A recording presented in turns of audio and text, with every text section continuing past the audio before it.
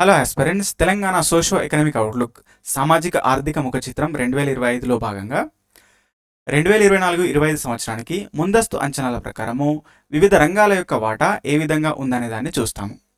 ఆర్థిక వ్యవస్థలో ఉత్పత్తి రకాన్ని కార్యకలాపాలను అనుసరించి ప్రాథమిక రంగము, ద్వితీయ రంగము, తృతీయ రంగంగా విభజించారు. వాటినే primary sector, secondary sector and tertiary sector అంటాము.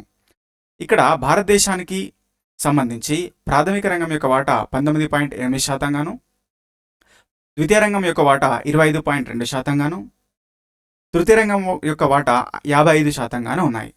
అదేవిధంగా తెలంగాణకి చూసుకుంటే ప్రాథమిక రంగం యొక్క జిఎస్విఏ స్థూల విలువ ఆధారిత ప్రాథమిక రంగానికి 17.3% గాను, ద్వితీయ రంగానికి 16.4% గాను, తృతీయ రంగానికి 66.3% గాను ఉన్నాయి.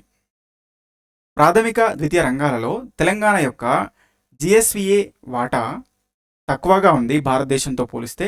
అది ప్రాథమిక రంగంలో భారతదేశంతో పోలిస్తే 2.5% తక్కువగా ఉంది. ద్వితీయ రంగంలో 8.8% తక్కువగా ఉంది.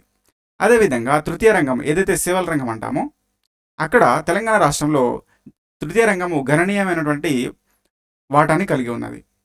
అది భారతదేశం యొక్క 55% కంటే 11.3% ఎక్కువ కలిగి ఉండి 66.3%గా నమోదవుతుంది.